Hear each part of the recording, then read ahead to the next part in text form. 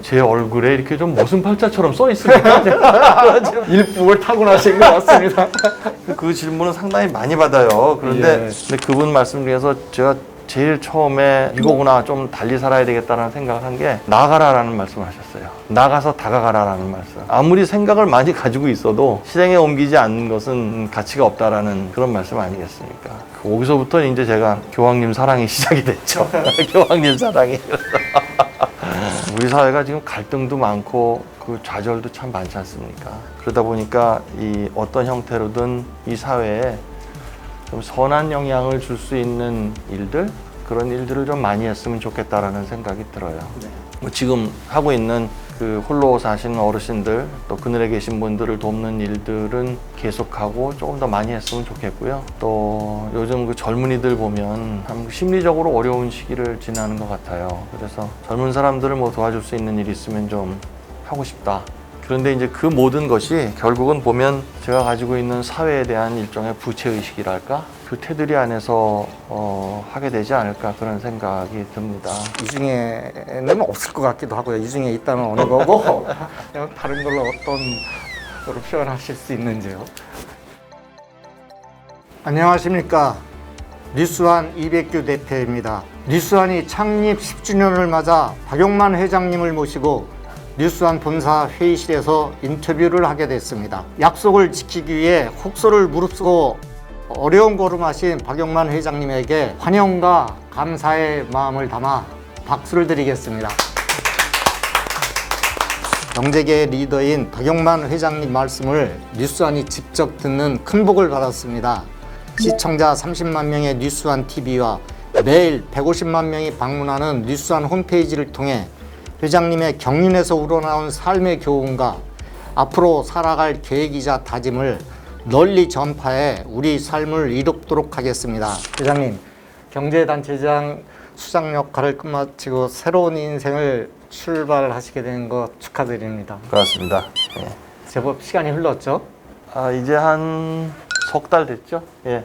진짜 오랜만에 예. 휴식 시간이었을 것 같습니다.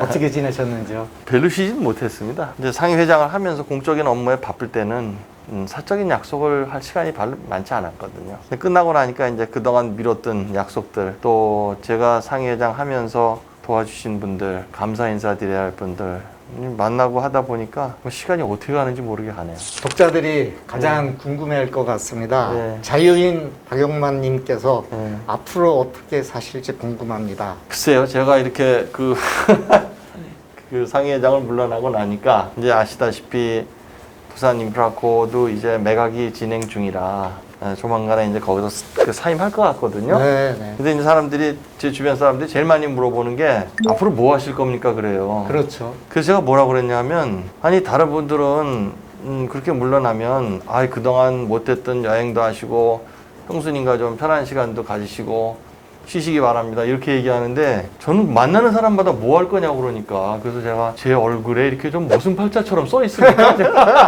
일복을 타고나신 것 같습니다. 그 질문은 상당히 많이 받아요. 그런데 글쎄요, 우선 제 생각은 사회로부터 이제 오늘까지 오는 동안에 혜택을 많이 받아서 제가 이만큼 성장하지 않았나 생각을 해요. 그러다 보니까 이제는 조금 더 남한테 도움이 되는 삶을 좀 살고 싶다는 생각이 훨씬 커집니다. 우리 사회가 지금 갈등도 많고 그 좌절도 참 많지 않습니까? 그러다 보니까 이 어떤 형태로든 이 사회에 좀 선한 영향을 줄 수 있는 일들, 그런 일들을 좀 많이 했으면 좋겠다라는 생각이 들어요. 네. 뭐 지금 하고 있는 그 홀로 사시는 어르신들, 또 그늘에 계신 분들을 돕는 일들은 계속하고 조금 더 많이 했으면 좋겠고요. 또 요즘 그 젊은이들 보면 참 심리적으로 어려운 시기를 지나는 것 같아요. 그래서 젊은 사람들을 뭐 도와줄 수 있는 일이 있으면 좀 하고 싶다. 네, 그런 생각하고 있죠. 그런데 이제 그 모든 것이 결국은 보면 제가 가지고 있는 사회에 대한 일종의 부채의식이랄까? 그 테두리 안에서 하게 되지 않을까, 그런 생각이 듭니다. 노력하면서 살아온 만큼 제가 성과가 만약에 있었다 하더라도 이 사회를 보면 노력해도 안 되는 분들도 있고, 노력해도 아무런 결과가 없거나 노력할 기회조차 못 가지는 분들도 많거든요. 그럼 이 사회의 틀이라는 것이 어떤 사람한테는 기회도 주어지고 또 뭐 여러 가지 일도 할 수 있는 그런 시스템인데 어떤 분들에겐 또 굉장히 불편하고 모자라는 시스템이라고 한다면 결국은 우리 사회를 담는 그릇, 그 시스템과 체제가 좀 또 개선되고 선진화되지 않겠습니까? 근데 그렇게 되는 데까지 시간이 좀 많이 걸리지 않겠어요? 네. 그러니까 그 시간이 걸리는 동안은 조금 더 서로 돕고 또 조금씩이라도 더 조금 낮춰가면서 살아야 되는 거 아닌가? 네. 그런 생각을 하다 보니까 이제 지금 하는 일들 조금 더 했으면 좋겠다, 조금 더 많이 했으면 좋겠다는 생각이고요. 사실 제가 책을 내서 북토크도 많이 했어요. 그래서 이제 젊은 분들하고 많이 만나서 이제 이런저런 기회에 이야기도 많이 했고 하는데 이 이야기를 나누다 보면 젊은 사람들의 그 좌절과 미래 불안이 우리가 그냥 이렇게 상상했던 것보다 훨씬 심각합니다. 지금 상황이. 그러다 보니까 이제 그 좌절과 불안의 심리가 표출돼서 나올 때는 굉장히 파괴적인 데까지 가기도 하고 그래요. 사실 그 원인을 따져서 보면 원인은 오히려 좀 분명하게 보이는 것 같아요. 분명하게 보인다는 것이 결국 이 우리 어른들이 만들어 놓은 시스템 때문에 그 시스템이 젊은이들의 미래를 담기에는 아직 턱없이 부족한 시스템이다. 이런 생각이 들어요. 그러다 보니까 젊은이들을 대하면 늘 조금 부끄럽기도 하고 미안한 마음이 드는 게 사실입니다. 그래서 그 젊은이들을 위해서 내가 뭔지 해야 되는데 그 사람들의 미래를 제가 만들 수는 없습니다. 그 미래는 그 젊은 사람들이 만들어야 되는 것이기 때문에 단지 오늘 현재 이 현실 속에서 내가 할 수 있는 일이 있다면 가능하면 몸살이지 않고 할 수 있는 일을 해서 좀 돕겠다라는 생각, 그 정도 계획입니다. 예.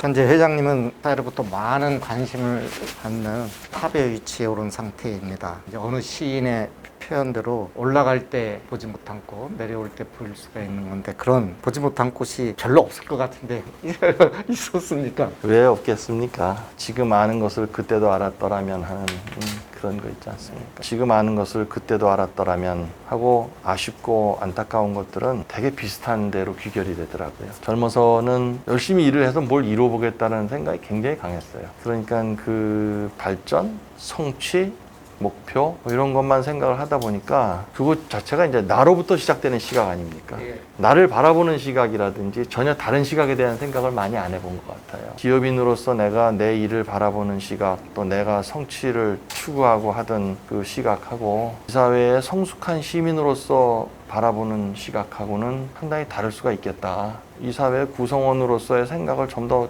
젊어서 더 많이 했었으면 좋았지 않았을까.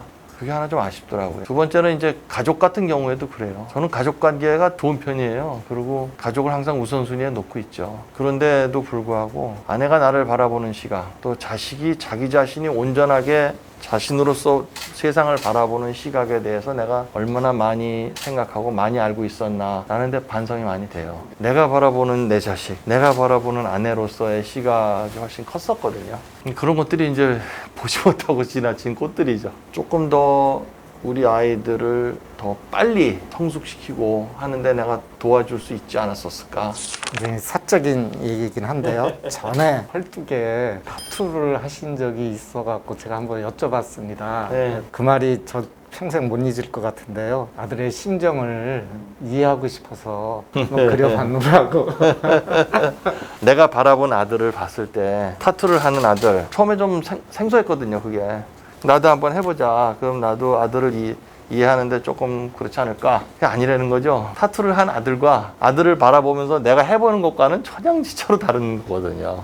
우리 회사에서도 그렇지 않습니까? 젊은 세대들하고 소통한다고 어느 날 이제 MT 같은 데 가서 보통 때 이렇게 어려우신 그 사장님 이런 분들이 반바지에 이렇게 평으로 된 책 모자 쓰고 나와서 요즘 젊은 걸그룹, 보이그룹 노래를 막 불러요. 춤춰가면서. 그거 그냥 한마당의 쇼일 뿐입니다. 그거. 그렇게 했는데 그 다음날 아침에 정확하게 어제하고 똑같은 사장님으로 되돌아가셔서 그분 나오실 때 문 앞에서 뭐 예를 들어 한 20분씩 도열에 서 있고 이러면 이게 소통과 공감이 되겠습니까? 그걸 비아냥거릴 때 청바지 입은 꼰대라는 말 하는데 제가 그때 타투를 했었던 거는 그 당시에 했었던 그런 생각인 것 같아요. 요새 이제 최근에 그 타투가 이슈가 됐지 않습니까? 의료원이 아니냐 해가지고 우리 아들은 타투를 많이 했어요. 근데 저는 개인적으로는 그것이 의료행위라는데 별로 잘 동의가 잘 안 되고 이해가 잘 안 가더라고요. 나도 한번 해볼까 라고 생각을 했더니 전혀 다른 이슈더라고요. 그때는 지울 수 있었거든요. 그때 말씀하셨습니다. 한 달 후에 지울 수 있다고. 그래서 지금 반성을 많이 해요. 혹시 롤 모델로 누구를 삼으셨는지요? 복잡한 사회에 복잡한 역할이 요구될 때 여러 가지 경우에 따라서 각각의 롤모델을 좀 따로 보고 가는 게 좋지 않겠는가. 개인적으로 제 삶을 이끌어가는데 가장 큰 롤모델이라고 말씀드리자면 조금 사실은 어색하긴 합니다. 왜냐하면 그분 워낙에 성스러우신 분이라 프란치스코 교황님의 말씀을 제가 늘 이렇게 읽고 대하고 생각하면서 그분 말씀대로 살아보려고 노력을 해요. 롤모델이라기보다는 제 삶에 이제 등대 같으신 분인데 뭐 약자를 돕고 모든 사람은 평등하고 형제로 대하고 이런 거는 성경에도 나온 말씀이거든요. 근데 그분 말씀 중에서 제가 제일 처음에 이거구나, 좀 달리 살아야 되겠다는 생각을 한 게 나아가라라는 말씀을 하셨어요. 나가서 다가가라라는 말씀. 아무리 생각을 많이 가지고 있어도 실행에 옮기지 않는 것은 가치가 없다라는 그런 말씀 아니겠습니까? 거기서부터 이제 제가 교황님 사랑이 시작이 됐죠. 교황님 사랑이. 회장님한테는 참 수식어들이 많이 따라다니죠. 인간미가 넘치는 따뜻한 현자, 또 구성원과 법인과 나라를 섬기려고 노력하고 계신 서번트 리더에 어디서든지 기업인 하실 때도 사익보다는 공동선을 추구하는 이상주의자. 혹시 이렇게 회장님을 한마디로 정한다면 이 중에는 없을 것 같기도 하고요. 이 중에 있다면 어느 거고 그냥 다른 걸로 어떤 거로 표현하실 수 있는지요? 아니 그냥 다 저한테는 과분한 호칭이고 뭐 저한테 뭐 그렇게 다 해당이 되는 것 같지도 않아요. 그냥 그렇게 생각하고 저는 그냥 바람이 있다면 그냥 도움이 되는 친근한 사람 그 정도가 제일 좋겠어요. 누구든지 저를 바라볼 때 저 사람은 그 도움이 되는 친근한 사람이다 이렇게 봐주시면 제일 좋겠어요.